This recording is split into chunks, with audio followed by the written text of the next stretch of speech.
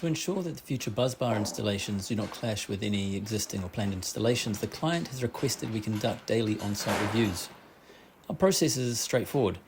We load all relevant models into the Atom headset and compare them with the installed elements to identify and address any areas of concern. During this inspection, we identified a design clash. The upcoming Busbar install is going to interfere with the upcoming containment. And just for a bit of perspective, here's another angle. And this is the west view of the potential clash. We immediately reported this issue, and the general contractor quickly involved the design team to address and resolve the problem. Here we are back again. The containment model has been redesigned to prevent any clashes before installation begins on site. And again, here's another perspective, clearly showing now the containment clears nicely.